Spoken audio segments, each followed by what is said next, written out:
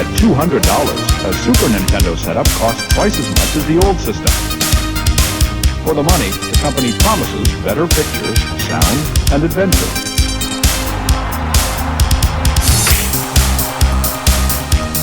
Now you're playing with power, superpower. You're the king, I tell you! The king! Only for Super NES.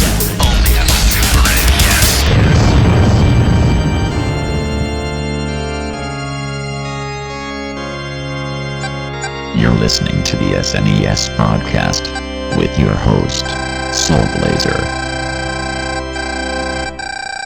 Hello, everybody. This is the Super NES podcast, episode number 225 at this time. These are your hosts. I am Greg. He is Joe. Hello. And we are covering our last new game of 2023 this episode.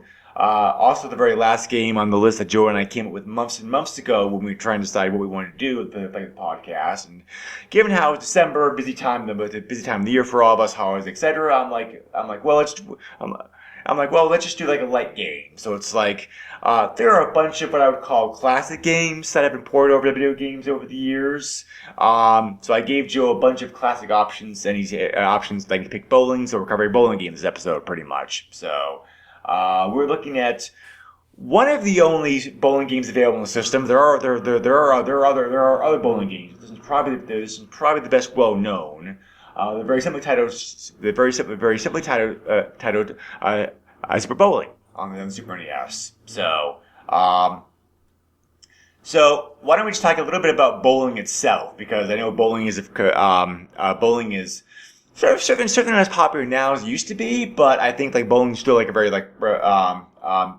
popular pastime. But I grew up bowling quite a bit because my parents they were bowlers, never in a league, given to the point where they owned their own shoes and ball. So they definitely did do it enough to do it. So, and also.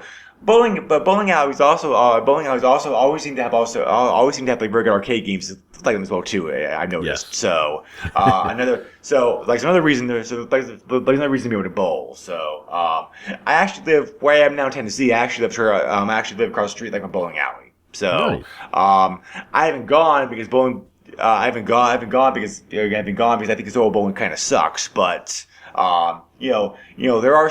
Bowling's still definitely a thing, even wasn't as popular as it was during the 80s and 90s. Yeah. Japan also had a surge of. Japan also went through like a bowling fad during the 80s, which has also decreased quite a lot. But that's also why you see like bowling games being produced in Japan during this time period as well too. So because this is a Japanese developed bowling game, it was it was released in Japan first before North America, that kind of stuff. So.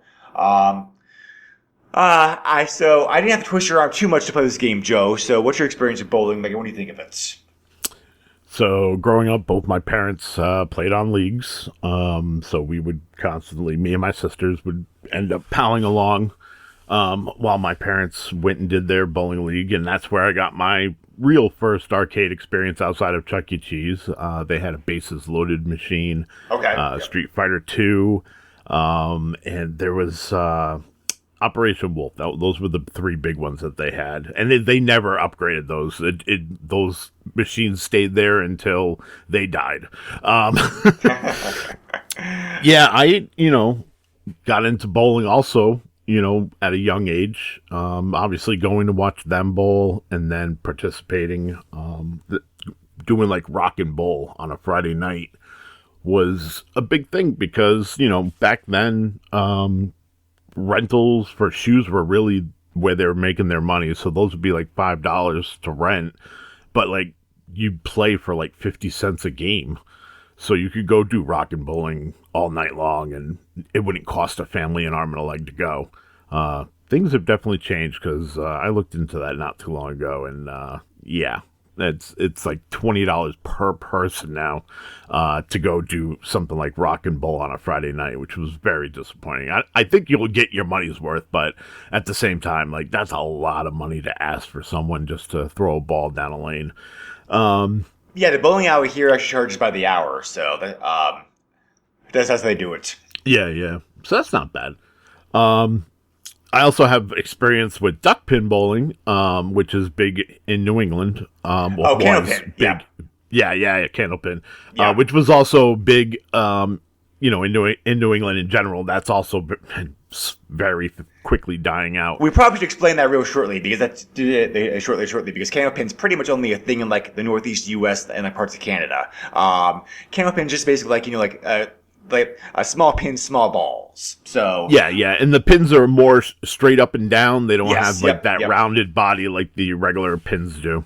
Yeah, it's definitely a lot easier for kids to play because Yes. I think those balls are only like 4 or 5 pounds probably a max. So Yeah, and plus you get 3 chances to knock the pins down. True. So Yep, that extra chance. I mean, when I was a kid, that extra chance was everything because usually the first ball was absolutely a throwaway ball. Yeah. So if it hit the pins, great, but more than likely it would gutter, and then I would at least have 2 shots still at it. But also, I remember as a kid during the 80s and 90s, like they were because it wasn't as many, for numerous reasons or reasons how there wasn't as much TV options. They'd show a lot of bowling leagues on TV. Yeah. Either like on local networks, ABC did bowling. Did bowling on the weekends for many years. I remember. ESPN got its start pretty much doing bowling because they didn't have the money to pay for anything big. Right. So in New England, I saw more candlepin bowling on TV than regular bowling played for a long time. Nice. But it wasn't. They still show bowling on cable. You have to hunt around for it these days, but it's still on there. So because to watch a pro bowl is very impressive. Yeah. Like any other kind of sport, like in pool, what's another good one? Darts. Yep. If anybody knows they're doing it in master it, it's a joy to watch because it's how'd you do that? Because it's the skill, and there is skill involved in bowling. I mean, yes, there's some luck involved, but skill is probably plays a bigger part of the game than you think. I mean, you can do well at the game just simply just trying to line up the ball and just try to throw as hard as you can, but especially with trying to knock off a single pin, that's where the skill that comes in. So, and bowling. Bowling's been a thing in video games for a very, very long time. Because I mentioned before, when video games were first starting out in the 70s, with systems like the Atari 2600 and the Fairchild Channel F or whatever, they were one of the ways they try to appeal to people, i.e. adults, to buy the systems for kids, was they try to put on there some more both adult friendly and also familiar familiar games, so that if you buy the system, you have a game or two on here that you know what it is going into it. Because so as a result, bowling was very, very popular to have on the systems, and every system had at least one bowling game. I had the bowling 2600 game, Atari 2600 game as a kid, and for a 2600 game, it's very, very good. It's actually a very good bowling game, considering how limited the hardware is on that thing. So, when you make a strike, your animated guy does a little jump in the air motion. It's very cute. So I remember that just by dying day. But so other popular games for them have on their golf games. Golf games are very popular too. Card games of some kind. Slot machine games are also very popular. Nowadays you also have fishing games. I don't think it was pretty much the NES the first system had a fishing game on it. So, the NES had quite a few fishing games. They had Black Bass and Blue Marlin. I was just saying I couldn't think of a system before that had one. Oh, so, yeah. But I gotcha. Sorry. No, that's fine. The NES also had the NES also had golf games on it too. Actually, they actually speak about golf, but a lot of them are very good golf games actually. So. They're definitely, like anything else, bowling's a niche game. It's if you enjoy it, if you enjoy the video game, it's fun. If not, I could care less. So, as a result, bowling games have never been wow sellers, which we'll get into here in a bit because that distinctly affects pricing. But the games often are fine as they are, and also bowling's also a very popular game to have as a mini game, like the video game series. For example, the Yakuza series. I'm playing Yakuza 0 for the first time right now. Has in it a bunch of mini games, including like a bowling game. And bowling in the game's like pretty good. It's like just basic straight bowling. So yeah, bowling always has been and probably will continue to be a mainstay for video games, either as a main game to waste some time on, or as a mini game is that something else. So yeah, and I just want to mention Tekken bowling because that was like the first time I had like a bowling mini game was Tekken bowling, and I think it was Tekken 3 is where it first showed up. I think so. Yeah, on the original PlayStation. Yeah, and oh my god, the amount of detail that went into a mini game is amazing. They did such a good job with that, and the newest Tekken also has it. And again, like the visuals are like 100% on point. You mean Tekken 7, right? Because Tekken 8 is coming Tekken 7, yeah. Tekken 8's not out yet, so. Yeah, but no, coming out soon. So, So, do you plan to get Tekken 8 by the way? Because the previous they're pretty raw. I will probably do the same thing I'm doing with Street Fighter 6 and wait. Just because, like, not last year, but the year before, I got Soul Calibur 6 and Tekken 7 definitive editions for like $20 each. Right. Why pay $60-$70 at launch when I have to buy all the DLC later on when I can just get it all at some point down the line for $20? I got plenty of games to play to hold me over until then. Yeah, true. Yeah. I think we all do these days. So, Super Bowling for Super NES came out in 1992. First in Japan, then 7 months later, in North America. I never got a power release. I don't know if bowling's a thing in Europe actually, because I know England has its derivative games, which are like lawn bowling and whatnot, which are similar to bowling in some ways. But yeah, as far as I know, I think bowling's pretty much a Americans and East Asian game. So, but anyway, the game was developed primarily by a company called Kid. Which was a Japanese game developer around from 1988 to 2006. They did a lot of porting games that are probably best known, like the anime games that they made. They did create a few, they did create some original games, however, which are pretty good. I know you played some of their games, Joe, because Kid developed both G.I. Joe games for the NES. So, okay. Yeah. They also developed Logi Man and Bri Fighter. I'd like to play those. Oh, okay. Yeah. Nice. Yeah. So, pretty good games. So, their track record over the years is pretty good. So, the game was published in Japan by a company called Athena. We have talked about Athena before because Athena Athena published Biometal, which is a shooter that we covered way back when. So, but in North America, the game was released by Technos. Officially Technos Japan, but actually the American branch of Technos. So, and again, we've covered Technos before on the podcast as well. They're best known like the Double Dragon series. Yep. So, also among other games that they also made.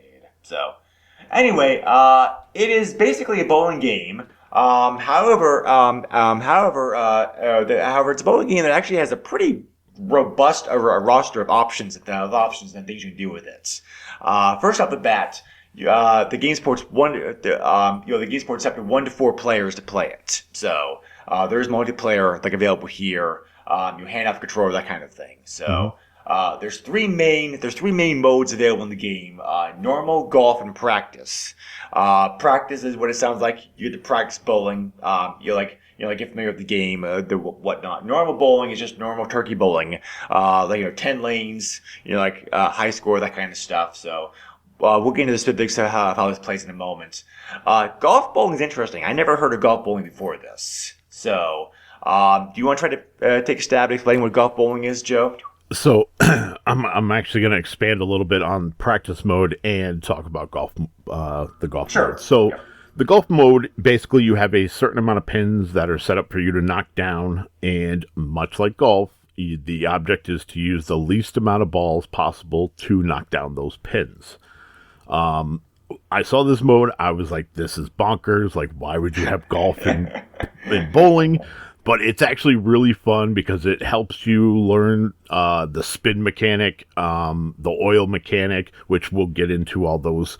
And it's, it's golf. Like the object is to have the lowest score, which is, absolutely the opposite of what bowling is, because bowling, you want to get as close to 300, which is a perfect game as possible.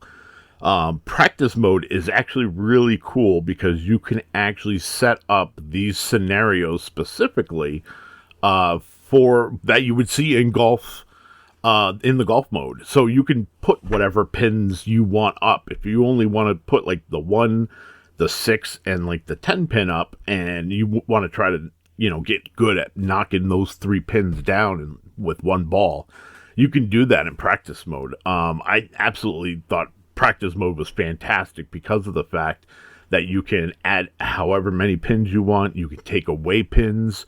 The cool thing is that I don't think I've ever seen that in a bowling game before. So it was definitely something I wasn't expecting, and it was a pleasant surprise. And same with golf mode. Golf mode was fun. Yeah. Okay. Yep. A good point. Yeah. I didn't mean to gloss over practice mode. I'm just like, practice mode is just like what it is practice mode. But you're right. It does allow a lot of flexibility for practice mode than you might, because most people hear practice, you think, okay, you just do the stage and that's it. Well, in this one, you actually have a lot more creativity and control over things than you usually do. So, that is important for mentioning. So thank you for saying that. Yeah. So, I looked around. There are other bowling games that have golf bowling. So apparently apparently it is a thing. Okay. But this is the first time I've heard of it. I agree with you. Like, it's very fun. It definitely not only does it break up the monotony of just playing like regular bowling, it's also very good to help you learn the ins and outs of the game, because the different bowlers, the settings, that kind of stuff. So, because as I mentioned before, you have a lot of control over the settings in this game, which is actually like a very nice touch. First of all, as I mentioned before, up to 4 people that can play.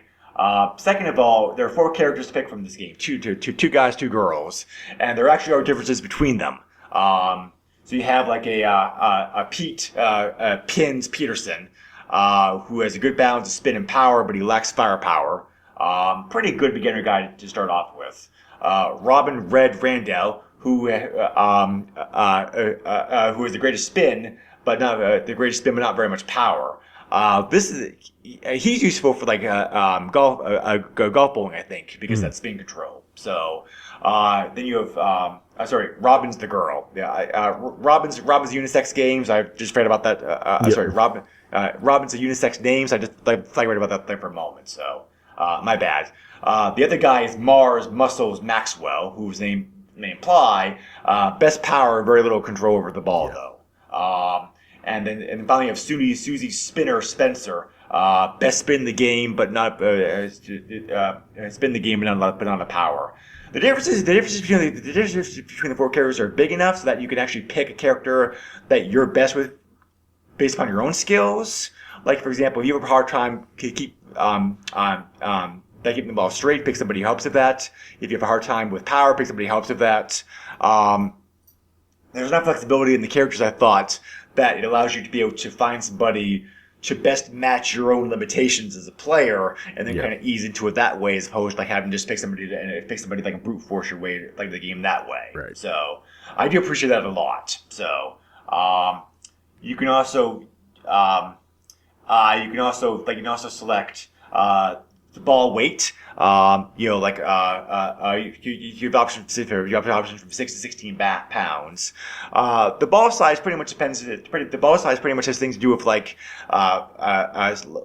lighter balls will travel faster. and they also so they also bounce around more after hitting the pins, which gives you the greater chance the greater chance of having like what looks like a kind of sucky initial hit actually actually like a pretty like a result for you because of that like bouncing around. However, the bigger balls give you more power. So you have a greater chance to being able to get the like strikes on those. They are harder, however, to be able to throw straight. So again, as like real bowling, there's pros and cons. Oreo is something that people know. Oreo is something most people let them consider about. But any bowling alley keeps their alleys like slick because the oil helps the ball travel. Yep. You are able to pick in this game, which is a nice touch, I thought. Do you want to have short, like little, medium, or high amounts of oil? Because that affects, like short, middle, or long distance. So, nice touch there. So, there are 2 difficulty settings, normal and hard. So, and you are also, you are able to move, like and you are able to move purse around on the alley too before you bowl. And some bowlers left-handed, some bowlers are right-handed, which also which also affects drastically how you bowl. So, the actual gameplay itself is like pretty simple. There's 3 parts of it. First you place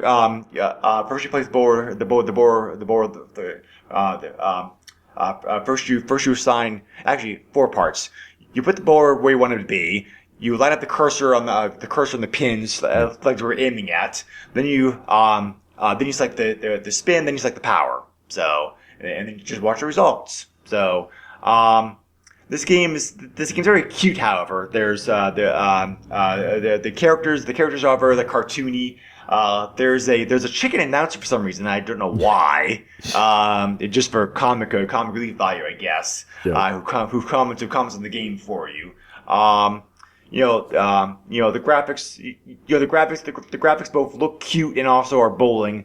Like in that sense. So the game's not hard to pick up and play. There for sure. The flow is pretty quick. I wish the pace was a little bit faster. But as it is, it's not bad. You definitely can get through definitely can get through a whole 10 lanes in maybe 7 minutes, give or take. So, it's not particularly, not particularly long game. So, anyway, that's it for generalities. Joe, what was your experience with the game, and do you want to expand upon anything with the game that I didn't touch upon yet? Yeah, so I mean, as far as setting everything up, you're right. You get the set where your bowler's going to be, where you're aiming at, your spin and your power. I really like the fact that it's a 3-button press system. Yeah, okay. It's like the old, well, I shouldn't say the old because it would be contemporary for this particular time. But like the golf games, and, it's funny that, golf is the parallel here because this has a golf mode, but, you would hit the A button to initiate your swing. Then, at that, power meter, you're going to hit A again. And then when it drops back down, you hit A again to be able to, not slice the ball and be able to move it down the green. So the same thing, or fairway, sorry. Same thing here. And 10 frames for me, I felt went by, it wasn't fast, but I didn't find it to be too slow. I thought the music itself helped in that. It's not like it's really bad music in the game. The oil mechanic I thought was really cool. I experimented with all 3 with the different bowlers. So like the short oil, your spin starts right away. So this is for if you've ever watched pro bowling, this is like your pro bowler who throws the ball and immediately there's a hook and it just seemingly just goes and they get a strike. It's like homing.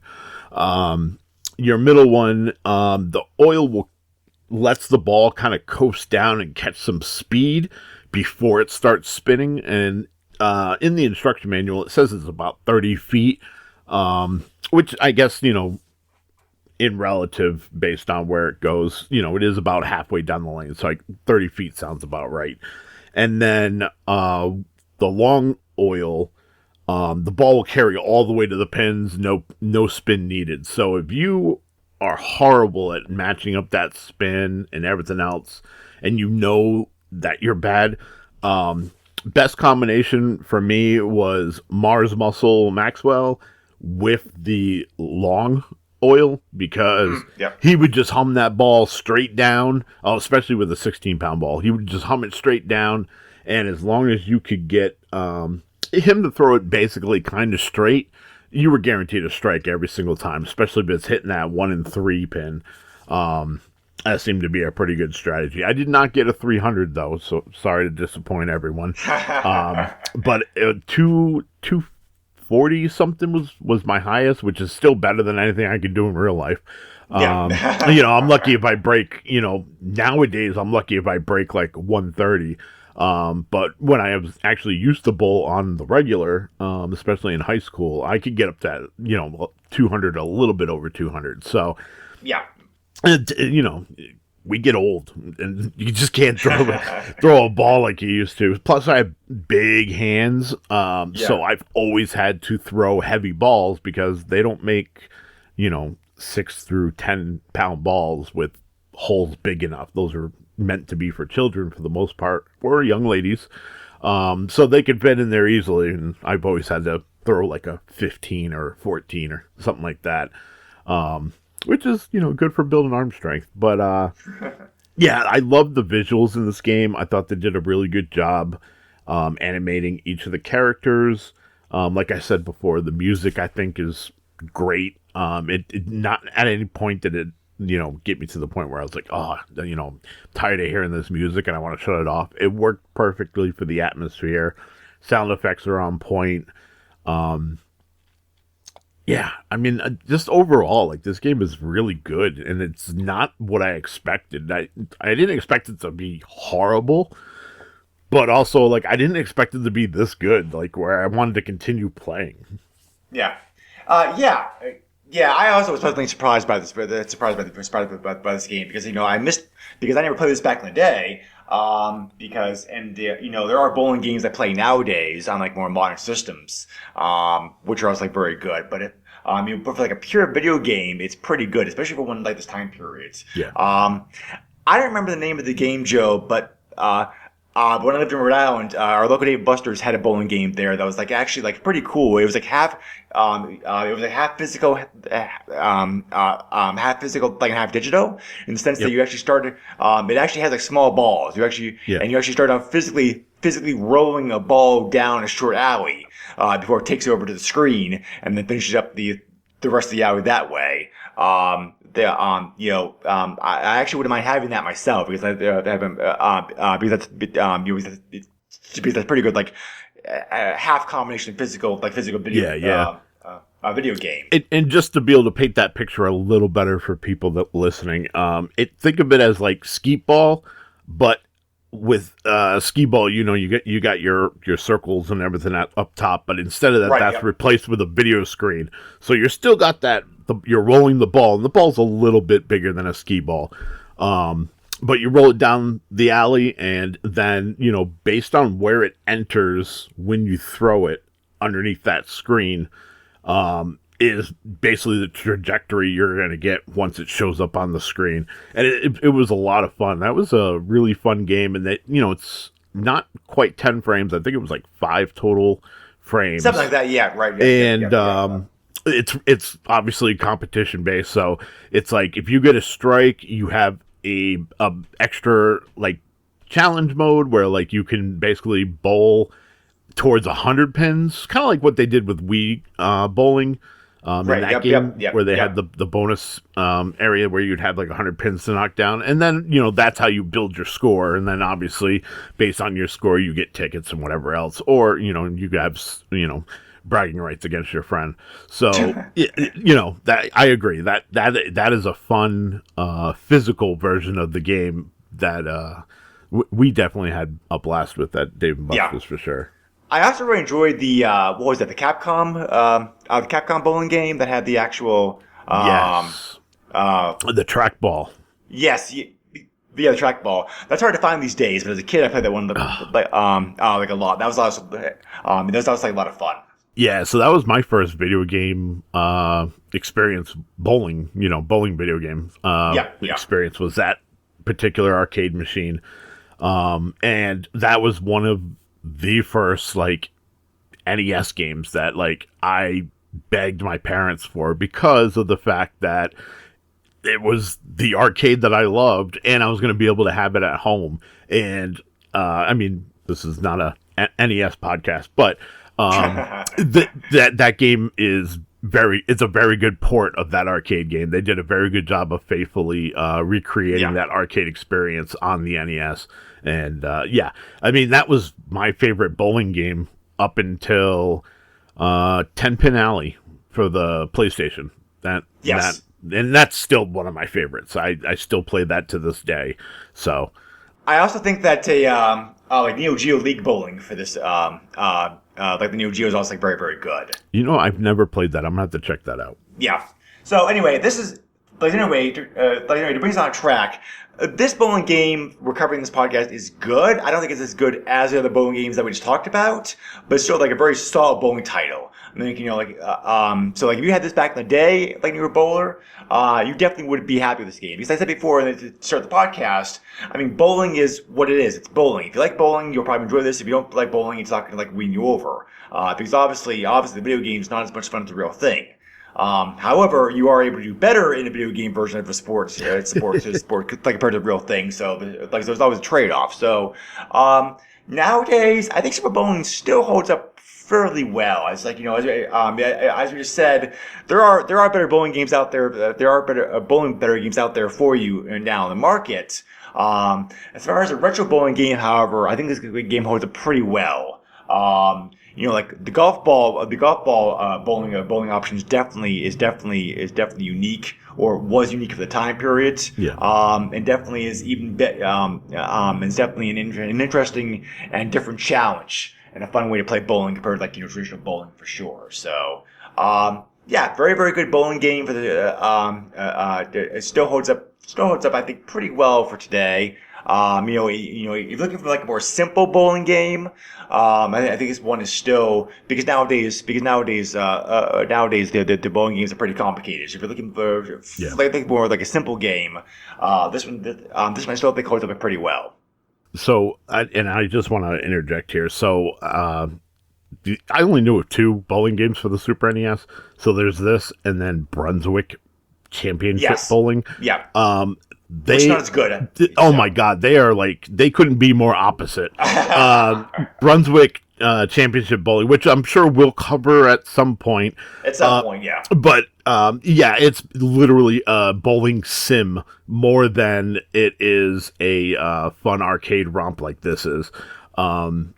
This is head and shoulders above the rest. Spoiler for that future podcast. But I really needed to mention that just because of the fact that I did notice that there was another bowling game, at least in the title. And I had to at least look at it and see how it was. And I was just like, this is much better. Yeah. I think, I'm trying to remember, is Double Dragon available on Switch, on the Switch, Joe? Because I know they included Double Dragon 2 like in the NES Mini, but I don't know if I don't know the games on the Switch. So I know they recently released a compilation that has Double Dragon 1 and 2, has Double Dragon Advance, and but I meant like on the NES and Super NES emulation on the system. I was trying to remember. I want to say no, just because of the fact that they had that the Kunai Kai games or whatever those games are. That when the Switch first released, they released a compilation. Yeah. And it had Super Dodgeball and all that stuff, volleyball. But it also included Double Dragon and I think Double Dragon 2 in that compilation. Yeah, so I'm 99% sure the Super Dodgeball is available on there. Anyway, the reason I bring it up is that I'm pretty sure there are techno games on the system. So it's possible Super Bowling may show up in the Super NES at some point, like on there. So because that's the main reason I brought it up. Because and I think this would be great to add to the that online service. I mean, you know what I mean? Like as far as like games that probably don't cost a lot to license and that they can easily throw up there and add to what is already there. I think this is a great option for sure. Right. So speaking about cost, did you know there was a sequel of sorts to this game, like on the N64? Yes, Super Bowling for the N64, which was released late in the life cycle. They barely made any copies, and it is worth a lot of money. It is literally, I think, the most expensive game outside of Sculptor's Cut. I don't want to say it's the most, but it definitely is up there. It is up for sure. Yeah. So the same companies were involved in making that game. Like the kid working on the developing, Dean Hand publishing. It's basically an expanded version of this game. I mean, very expanded because you have like different courses available to you. There's split screen, the split screen gameplay like available. A bunch of other options. It's just basically a really expanded version of this game, which is why I call it a sequel. So, but it did come out very late in the system, 1999 Japan, 2000 for North America. And it also was another one of those like limited blockbuster only releases as well. Oh, okay, yeah, that adds. So the combination of all of that, being a bowling game, which is very niche to begin with, late in the system's lifespan, only available blockbuster. Yeah, it all adds up for a very, very like rare game. I mean, like there are repros available for cheap if you just want to play it. But the actual cards, when you look on eBay, they sold anywhere from $400 up. So, definitely one of the more expensive N64 games, to complete your collection, like you do collect those games. Because it's a shame because whether I played at the game, it actually seemed like very good. The block graphics do not age very well at all these days, right. But, the actual game, I don't prefer the split screen gameplay, but the actual gameplay itself seems like pretty solid. So it seems like a very good bowling game too in its own right. Yep. So it's a shame that one's like so expensive, but yeah. So anyway, this game, however, is not very expensive. Look at eBay pricing like a little bit here. There are no cheat codes or anything with this game. I figured maybe there would be at least one, but there isn't. So, the game reviewed pretty well when it came out. I mean, it is a bowling game. As I said before, bowling games are very niche. People are either gonna like leave it or like it. So, but the reviews that came out at the time were like fine. It's like Computer Video Games gave 62 out of 100. EGM gave 7.25 out of 10. GamePro 3.62 out of 5. Nintendo Power gave it 13.6 out of 20. So yeah, average to good reviews, but pretty much what you expect like this game. So, they made a big deal at the time also over the fact that the scoring was automatic. Which sounds funny when you think about it, because when it came out in the early 90s, many bowling alleys were still doing scoring by hand. Yeah. There were some that had switched over to electronics by this point, but not many. Because I remember for a long time, you just had a big old pad with you, like the alley, and you just simply use that to jot down the scores. And bowling scores can be a bit hard to figure out in your head. Yeah. I remember the bowling alley near me had it was like a projector, like you'd have, in school. Yep. Yeah, I remember that. Yep. It would have that clear cellophane that you would write the score and wipe it off and everything else. Yeah. So. When they upgraded, that was definitely a really cool thing. And then, of course, they put animations and whatnot. So yeah, they knew what they were doing. Well, yeah, because at least for me, my experience was the upgrades went through in stages. Because you went from originally to be all pen and paper affair to being like the then they always had the projector, the projector of cell phone that you just talked about. Mm-hmm. Then you had simple electronics where it's like you still had to put the score in yourself on the touchpad, but it would update the score for you on the screen. Then it went to finally went to the point where it did all the scoring for you like automatically. And I didn't see an alley that did that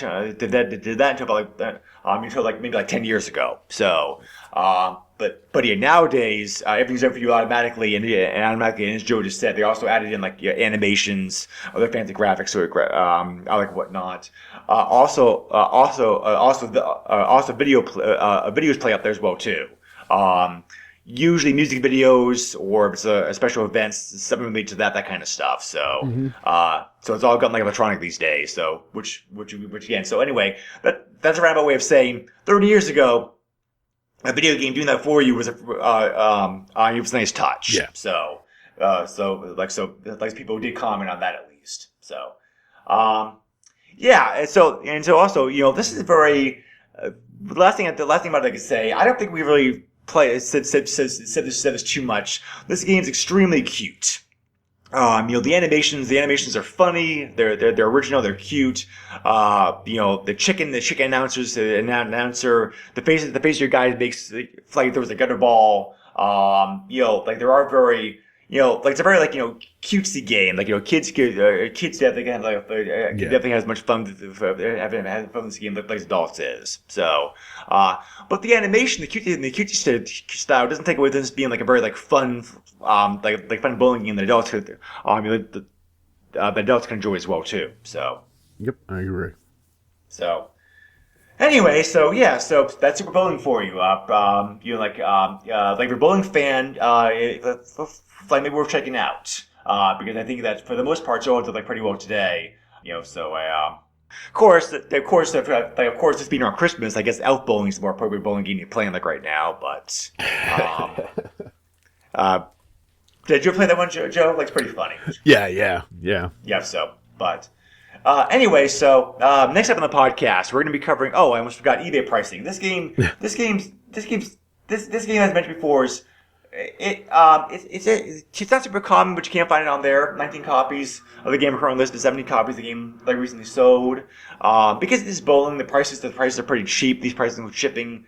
Cards anywhere this game sold anywhere for $70 to $40, depending on condition of the label and whatnot. So yeah, I have a pricing ranging from $25.50 to $56. So, okay. So fairly cheap to pick up still. But next in the podcast, we're gonna be doing our annual year in review. We're gonna be taking a quick look at the games we covered this year and see which games stuck out in our mind and which games didn't. So, because that right there is a pretty damning testament as to how good a game actually was. Yeah. So, so stay tuned with us for next time. So. You want to listen to the podcast, you can find us online. You can also leave us on Facebook if you want to leave comments, suggestions, whatever, or also email me directly at thesnpodcast@yahoo.com. Joe, where can we reach you at? You can find me on Facebook. You can Google me. I'm everywhere. Also, Radical Retro Roundup is my not so family friendly podcast, so be aware. Got 2 years now into that thing. We're going to be covering Lunar Legends for the Game Boy Advance on our next episode. Please skip the last episode for Final Fantasy Tactics Advance. I know a lot of people were looking forward to that episode, but editing snafu. I put the audio together and it wasn't in sync, and of course I was editing while I was working, which you should never do. So I didn't listen to it. I published it and deleted my audio, and yeah. So it's one of those things where it was a really fun episode, and if you can deal with the out of sync audio, it was still a fun episode. But my son was the one who mentioned it to me, and I listened to it, and I was like, I'm not doing that ever again. Yeah, that's why I pay for an editor, because yep. those things are too easy to do. Yep. So, I mean, it could have been worse. You could have lost the whole thing. That's very true. George wouldn't have been too happy. because that's also happened to us before in the past. Yep. So, but anyway, so yeah. All right, so thank you again always for listening to us. We appreciate it. Thanks for giving us 3 minutes every day. If you're still listening, this will be dropping before Christmas. Yes. Okay. Yeah. Yep. So, have a good Christmas, happy holidays, happy New Year, and we'll catch you again sometime soon. Later, all. Bye. Nintendo controls 80% of the video market. But no matter how you play the game, or which game you play, things definitely have come a long way since Pac-Man. Now you're playing with power. Super power.